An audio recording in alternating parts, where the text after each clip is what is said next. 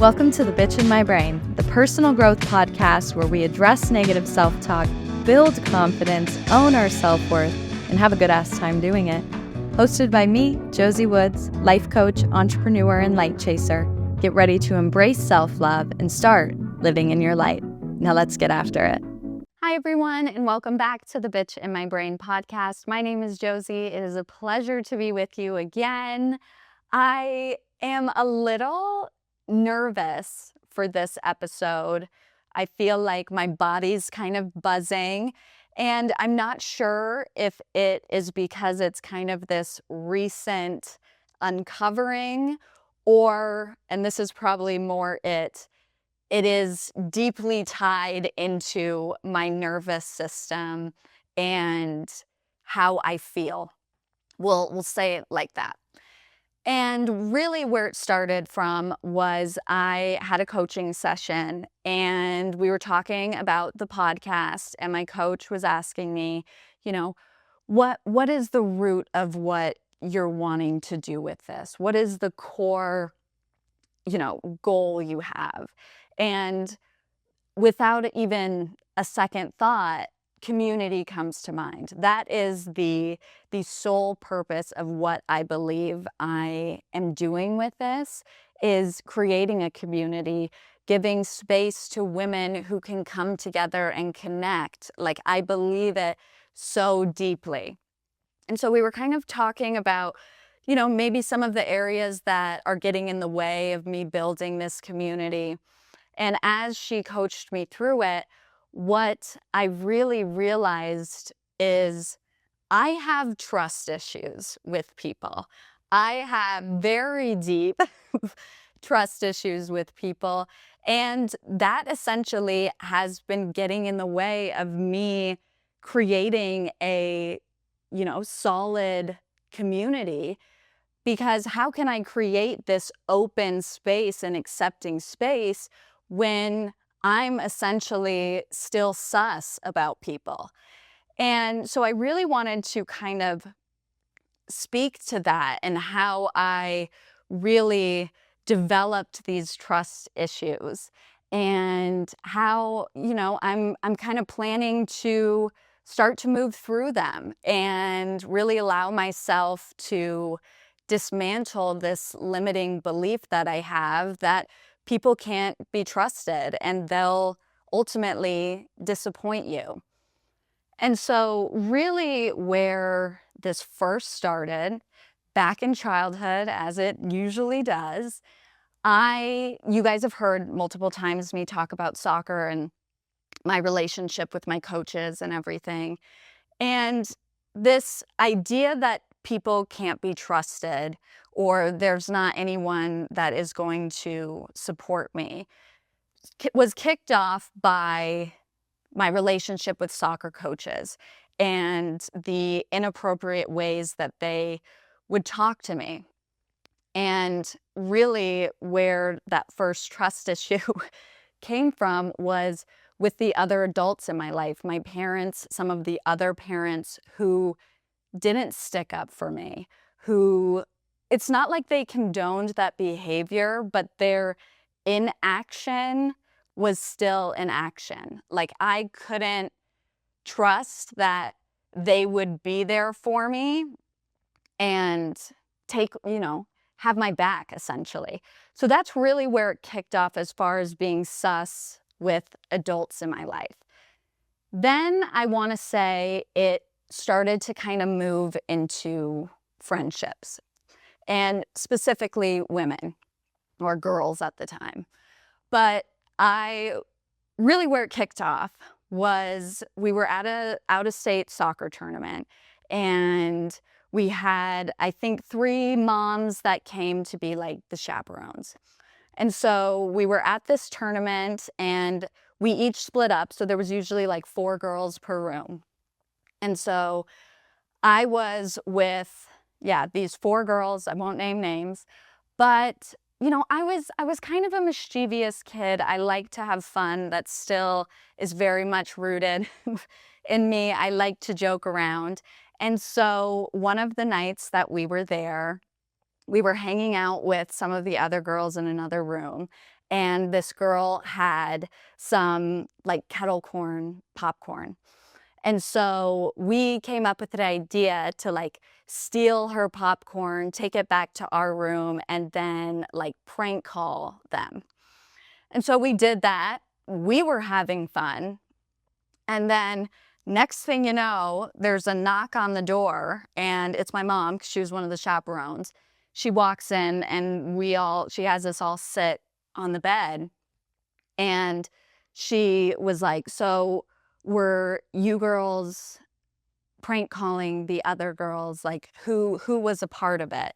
And I am not a liar. So I was like, "Well, I was doing it."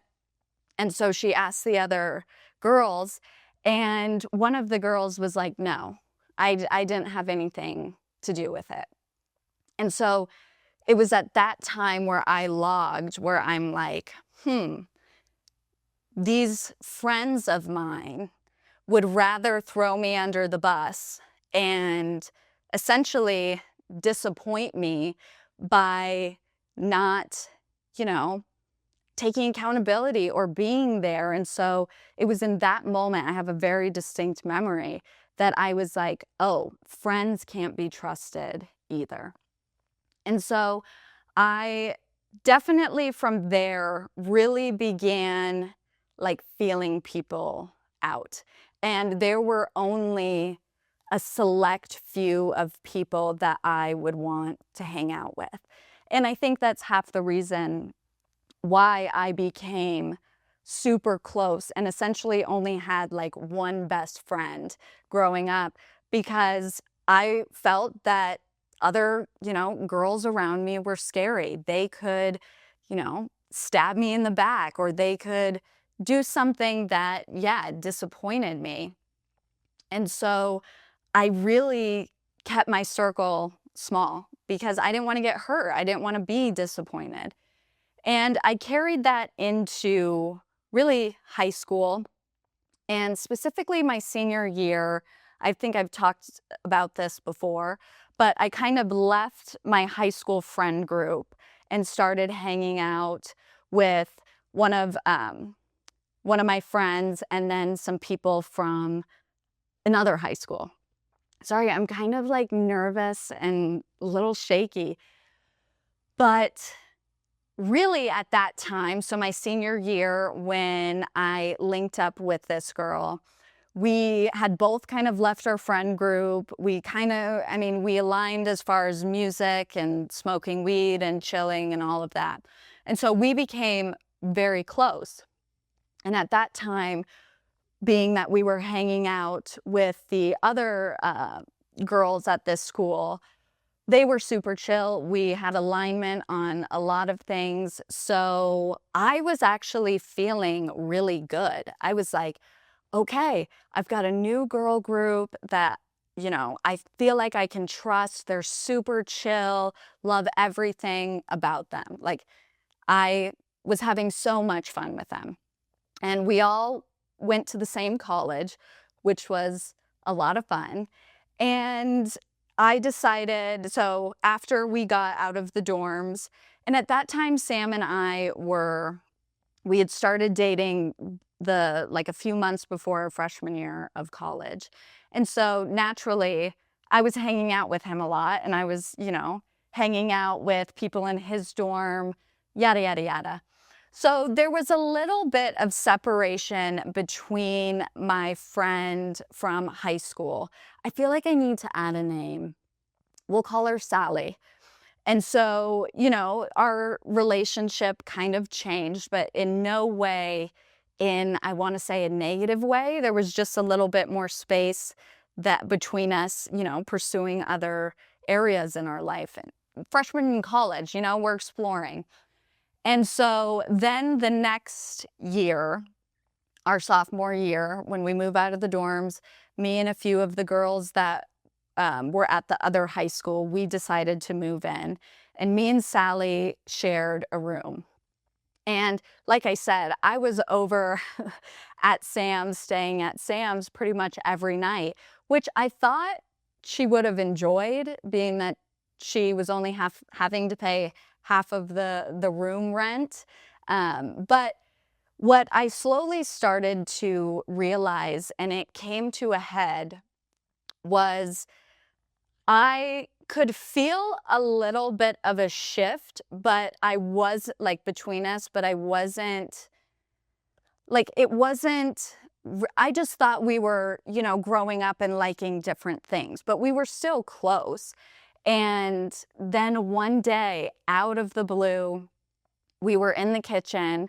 Granted, she had been drinking a little bit, but all of a sudden, she just comes at me and just starts listing all these things that I do wrong, or that I like. A lot of the times it was like one of the issues was she was big into like film photography. I started dating Sam, so he was teaching me photography. And so I think there was a lot of resentment behind what she was sharing with me. And it was very much a like resentful vent.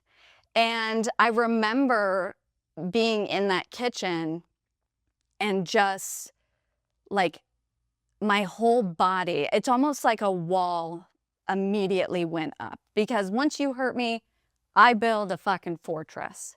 It's something that, I'll get into later, something that I'm working on, but that's like my go-to, because the first thought in my head was, I thought that we were close friends and really enjoyed each other. And now I'm finding out that you hate me for these certain reasons. And so it was kind of like a blindside.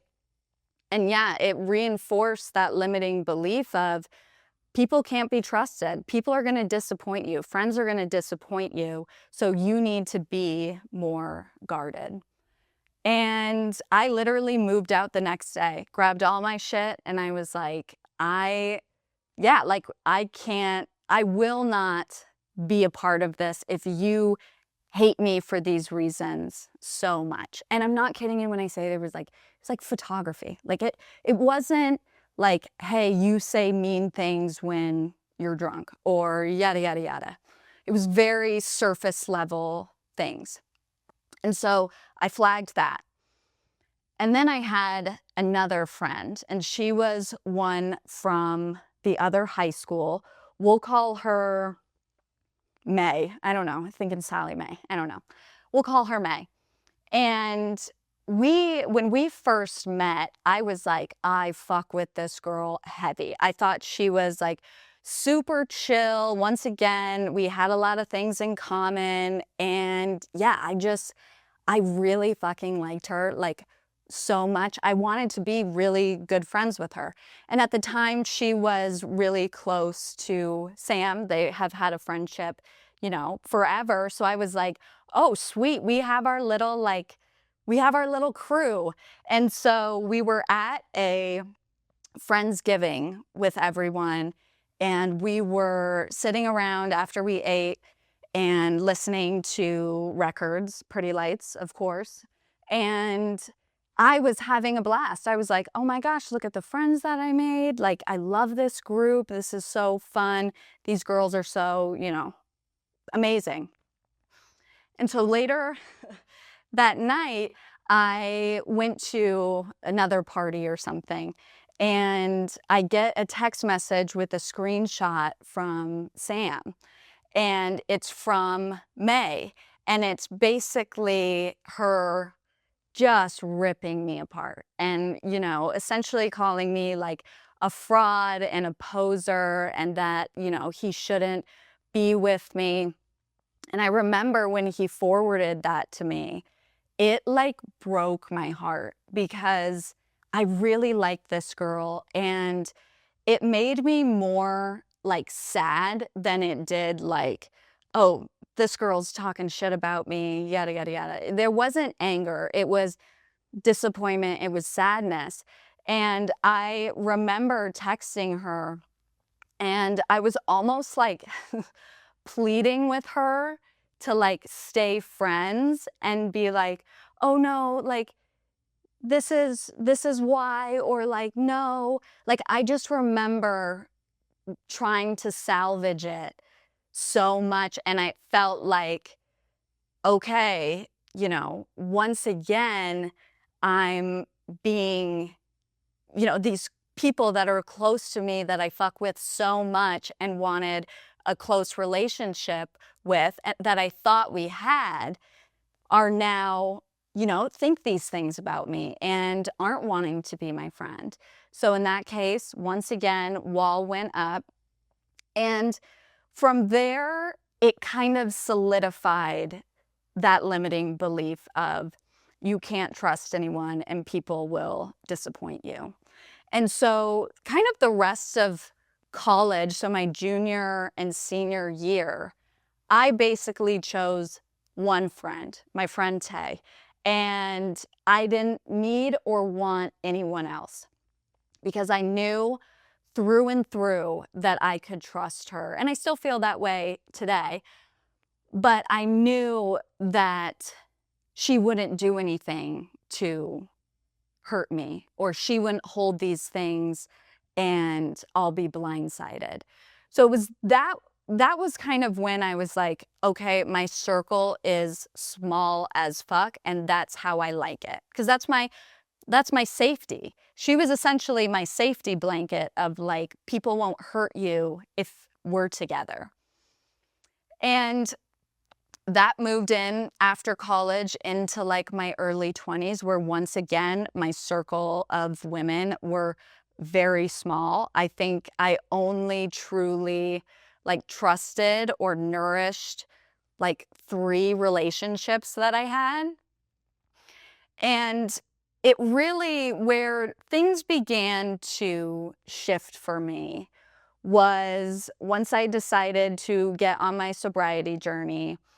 I really made my circle smaller because I was so unsure on how people were going to react to this new version of me that isn't dancing on tables, shit-faced, that I'm more so in the corner kind of like, okay, who do I talk to? What do I talk to about? Or what do we talk about? And so really, I kind of became a recluse. And a lot of times that happens when you're, on your sobriety journey, because you're trying to break bad habits, and you're really protective over yourself. You're trying to create a foundation, an unbreakable foundation that, you can lean on. So naturally, my circle got smaller, and I really only had, once again, 1 or 2 people that I could fully trust.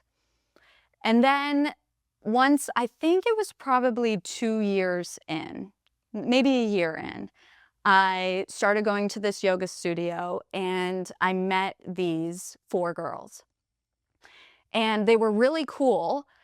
However, I still had a little bit of apprehension when, we started the group chat. And it was like, I was like, oh, I'm in this group chat of other like girls. Is this going to be like weird, or are they, going to be, I don't know. There was just like so much uncertainty that I remember being like very weary. And so then, as we kind of were in the group chats and becoming, our friendships were becoming a little bit more kind of casual, we decided to book a hot girls ski trip up in Breckenridge.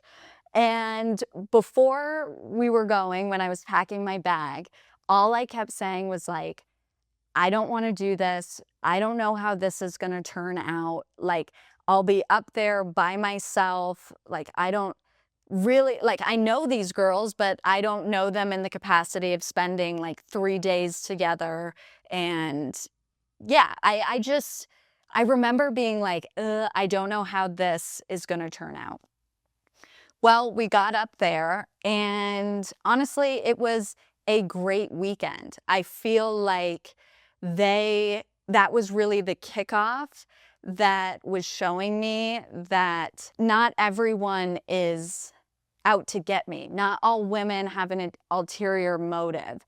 That I can be in community with women without needing to be suspicious or guarded.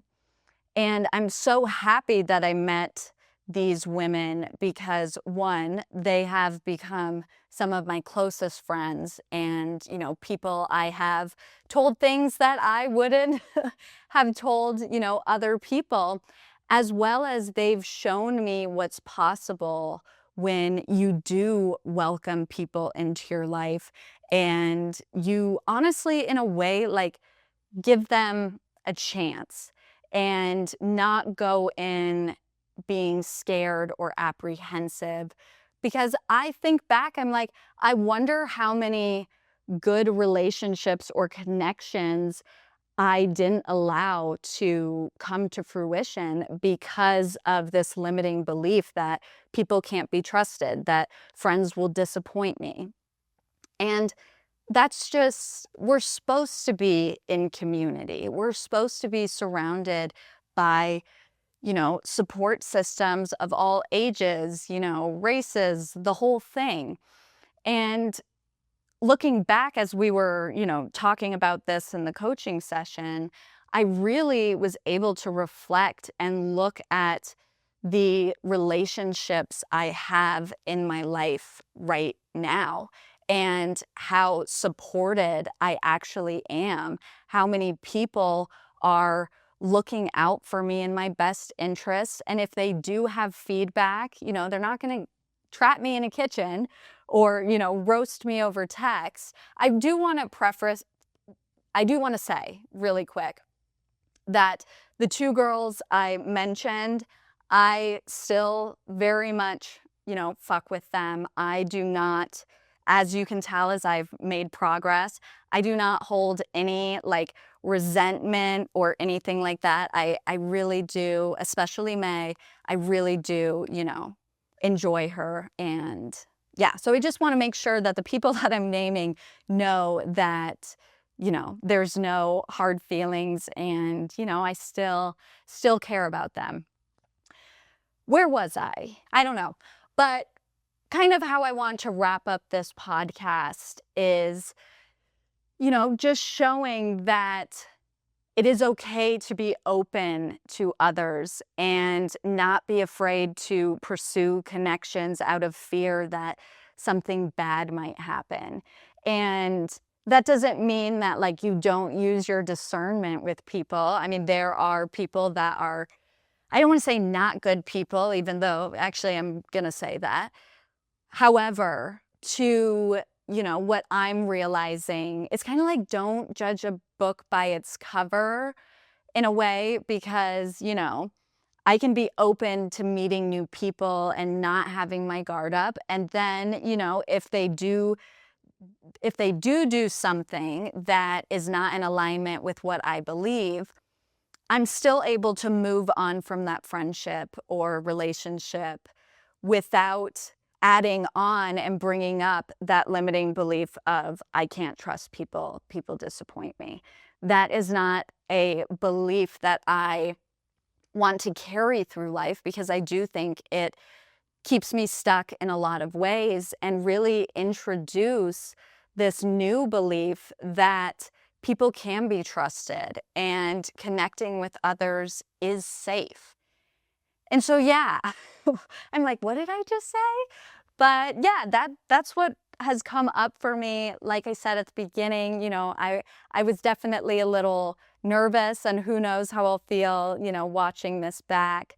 But it's something that is probably one of the deepest beliefs rooted in me from, childhood all the way up until now. And it's something that I'm excited to continue to process and continue to open myself up to, because like I said, community is at the heart of why I'm doing this. Supporting women is at the heart of why I'm doing this. And I want to be showing up as the best, most open, most understanding person I can in order to support a community. So yeah, I hope you have a wonderful week. I'm like, how do I transition to the outro? I hope you have a wonderful week, and I will see you next time.